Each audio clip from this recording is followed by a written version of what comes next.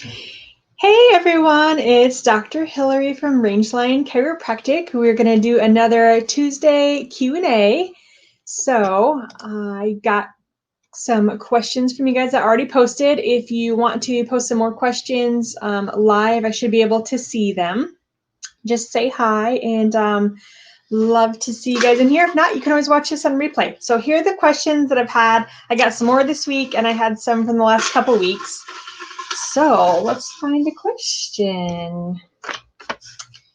Teresa wants to know what's best for a stiff neck. So with a stiff neck, my first thought would be like, well, what's it from? Let's say it's just you slept bad, right? Because how many of us sleep bad when we wake up with a stiff neck? So think about doing neck stretches. I sometimes will like pull and hold for about 20 to 30 seconds. Heat will help just like a tight muscle. However, if it's stiff from, let's say, like whiplash or an injury or you fell, then we would be thinking like ice for the inflammation. So sorry, it kind of depends on this question. Start with some light stretches, see how you do. If it's just you slept, I would say put some heat on it and then go to your chiropractor. So a lot of times the root cause of muscle stiffness and tightness is a nerve pinch. So if a nerve is pinched in here because let's say you slept like this for 8 hours, you stretching it or icing or heating it isn't really going to fix that nerve pinch. That's going to be like more like a hands-on fix. So if it goes away in the day and doesn't come back, great. But if it continues to happen and continues to happen every morning, then that would be a good reason to go to the chiropractor. Not just that it's very painful, but it's stiff and it's just reoccurring. So I usually say if something doesn't go away within a day or two, it's probably not going to go away on its own. So good rule of thumb. Teresa, let's spin the wheel and see what you win. You guys know how much I love spinning this wheel. In case you can't hear it from there, it's definitely clicking. So you won a massage chair session at our office. Awesome. Congratulations. I've been trying to mail these or email them out to everyone. So Teresa, be on the lookout. Okay, next question. Good question, Teresa. Jessica wants to know, is it ever too late for chiropractic care? No, it's not. Even some of the patients that I've had that are in their 90s and a lot of their spine is fused and they're very arthritic and they're osteoporotic, there's a lot of gentle things that I can do. Think about how stiff and tight they probably are because they're not getting as much activity. So we do a lot of muscle work on them and a lot of gentle maneuvers. So my oldest patient ever is 94. I have not seen her in about a year because of COVID. I hope that she's doing well. But yeah, she was so amazing. She had been going to a chiropractor most of her life. And when she was like 70-ish, she started working out with a personal trainer and she works out every day. That was just amazing to me. And she still had issues and things for me to work on, but it wasn't bad. But it really made me think like, that's the type of life I want to lead. Like if I'm going to be in my 90s and still alive, like I want to be mobile, right? And chiropractic can definitely help that and help like prolong your life. It's really interesting to see like spines of older chiropractors because we get like tuned up and worked on all the time, the amount of degeneration and arthritis in our spines is not as much as someone who's never had chiropractic care. And it like fascinates me. I had this one older lady who her grandfather was a chiropractor. And so she had care most of her life. And then when he passed away, she started going to another chiropractor, took some time off, found me. And when I x-rayed her, I was like, this is amazing. And I was like, yes, this is what chiropractic is in natural healthcare. This is what we want. We don't want all these surgeries and fusing things together. And we definitely don't want to be in a walker or a wheelchair, do we? So Jess, thanks for the good question. Let's see what you win. Jess, you win a gift card at Uplift Intimate Apparels in Carmel. And since I know that you actually live in Carmel, this will be great for you. She does a great job bra fitting. And I feel like for a lot of women, the wrong bra size can contribute a lot to like mid-back issues. So something to think about, women listening, that if you have like upper and mid-back pain, a lot of times like a proper bra can help, okay? Oh, I got someone that asked a question. It says, What would you suggest for a toddler with an allergy cough? It doesn't tell me who says this question, just as a Facebook user, which is fine.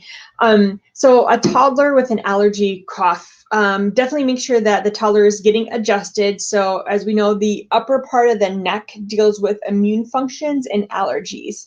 So a lot of times, and I know for my kids, I adjust them in their neck. And then if it's like a mucusy, phlegmy type cough, like you can hear it more. It's not a dry cough, like more of a, what they call like a wet cough. I actually do cupping on the lung fields in the back, and I do that on kids, and I did it on my son when he was a baby. I do it on adults, but that is amazing. If anyone on here had me do it to them or their kid, everyone always goes, I can't believe how well that worked. So cupping, and we do the cupping in office, and the cupping is like one session is I think $25. So thanks for asking. Oh, it was Jane. Okay, Jane, well then I'll spin the wheel since I know it was you.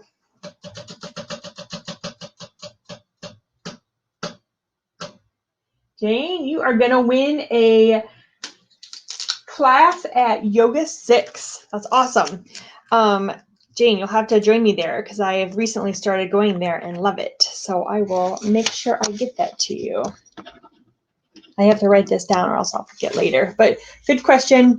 Anyone who doesn't know, but we do see a lot of kids in the office. I've adjusted my kids since they were like 4 days old each.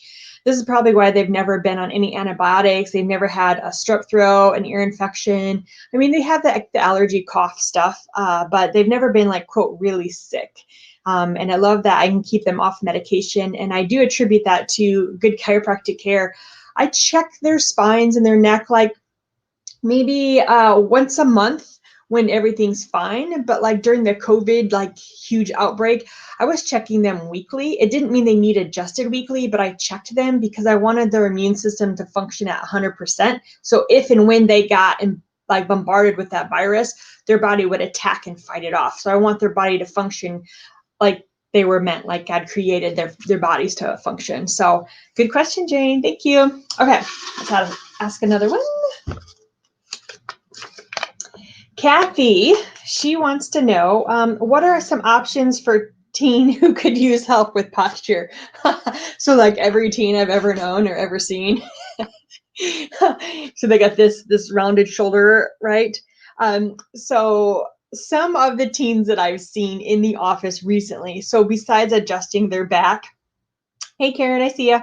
Adjusting their back, we can teach them like postural strengthening things. So in the back, we're talking about like the lats, the rhomboids. So we do like a lot of like pull downs and then a row type of mechanism. So we want to strengthen the back. A lot of times they're too tight in the front. And this goes for most people I see in general, but I know teens are worse. And so we do like what's a doorway stretch. And so the arms are up and then you like push in towards the doorway and stretch the pecs out. There's also some taping techniques we can do with kinesio tape and other tape. It's like a giant X on the back that we do to bring their shoulders and shoulder blades into good posture. So it's the constant reminder, and a lot of times it's been going on for so long that it feels, quote, comfortable to them. And so once we start working on their spine, they feel better, and so they're going to want to sit up straighter. Like I've heard this even from adults. They're like, I never wanted to sit up straight because it hurt, but since I've been coming, I feel so good that I want to sit up straight. And then they just notice their posture more. So I know teens are a little bit harder than adults just because they just want to sit, looked all hunched over.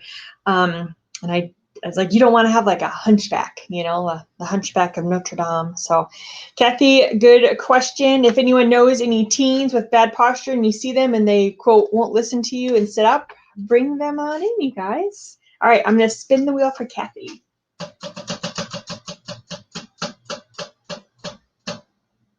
Kathy, you win an Amazon gift card. So I will get in touch with you and get the Amazon gift card. I mean, who doesn't love Amazon, right?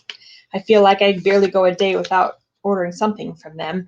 But to be fair, a lot of it's for the office too. We're like, oh, we need little felt pads to go under the chairs. Click, click, click, Amazon. See you tomorrow. All right, last question of the day, and don't fret, I will do this again next week. I have fun doing this. I love that you guys jump on, and I hope that some people watch it afterwards too. All right, Jenny wants to know, Are there any treatments to prevent or postpone knee surgery due to arthritis? So prevent or postpone knee surgery. I guess it depends on like how bad it is. There are some things that we can do to keep it stable and prevent it from grinding more. But I do know, depending on the level of severity, sometimes there's not much I can do but just help ease the pain a little bit. And we work with like the muscles. So if the muscles are too tight, it's usually the quad muscles on the top of the thigh, then one of my favorite things to do is dry needling, because I can insert it into the trigger point of the muscle and relax it. So there's 4 muscles, that's why it's called the quad, and it like inserts under the knee cap area. And then if that's too tight, it's gonna like pull the knee out of alignment. So I adjust the knee first. So if anyone's had me adjust their knees, that's when I use like the little clicking tool. So I'm pretty gentle with the adjustments on the knee. And then if need be, we work on the muscles. And then I also love kinesio tape for strengthening and kind of like holding things in place after I've adjusted it. I find that knees are kind of looser when there's a lot of arthritis. It's probably weakness. And so strengthening the quad muscles, I like where you put a weight or the band on your ankle, and then you would be seated and you'd flex forward and backwards and just strengthen the muscles, the quad muscles on the top of the thigh. So I guess it depends on the person, but there are things that chiropractic care can do to help like prevent and postpone knee surgery. And I know arthritis depends on the family and depends on how long it's been there.